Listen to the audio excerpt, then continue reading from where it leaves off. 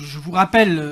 qu'il y a eu un protocole d'intention qui a été signé en novembre 2016, à la fois par l'État, l'AREA, le conseil départemental de l'Isère et la métropole, qui avait permis de partager un certain nombre d'objectifs et notamment de préparer l'avenir. Donc préparer l'avenir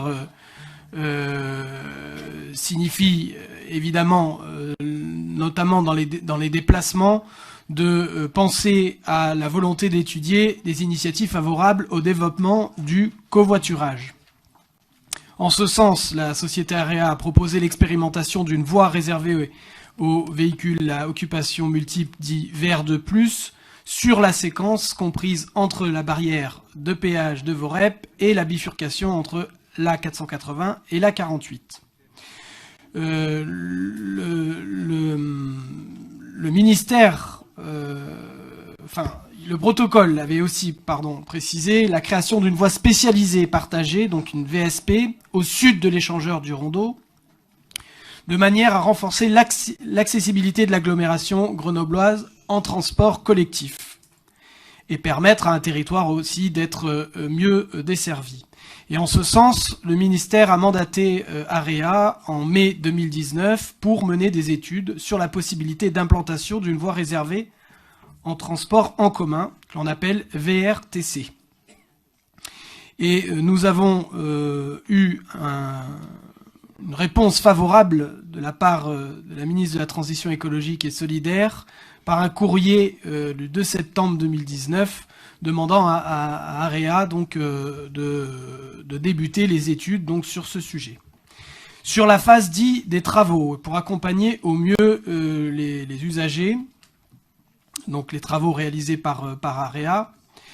il est à noter que le SMTC déploie depuis 2019 des actions en faveur du covoiturage sur le territoire de la métropole et en lien, bien évidemment, avec les territoires voisins. Ces actions sont faites pour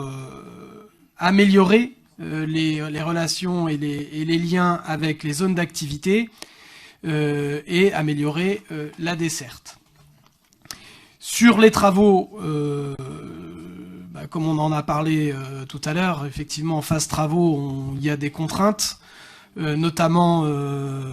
des fermetures d'un certain nombre d'axes cyclables, des axes cyclables structurants, notamment celui situé en rive droite de l'Isère.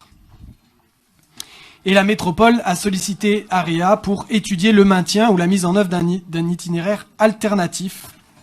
le plus direct possible pour justement combler cet itinéraire fermé. Nous sommes dans une impossibilité, AREA nous a fait part de l'impossibilité technique de cela,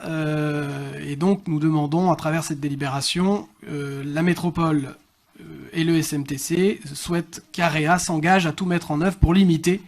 au maximum la gêne occasionnée. Pour cela,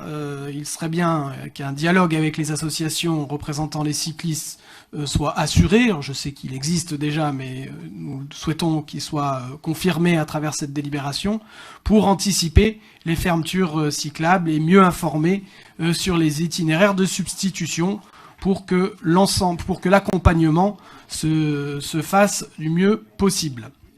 Et enfin, il est également prévu dans le cadre de cette convention qui est normalement annexée à la délibération, qu'AREA mette à disposition des données de déplacement au PC métropolitain, notamment s'agissant notamment de la VR2+, des temps de parcours et des flux. Tout cela sera très, très précieux pour nous tous, pour que nous puissions, jusqu'en 2022, passer ce cap des travaux et retrouver une certaine fluidité et sérénité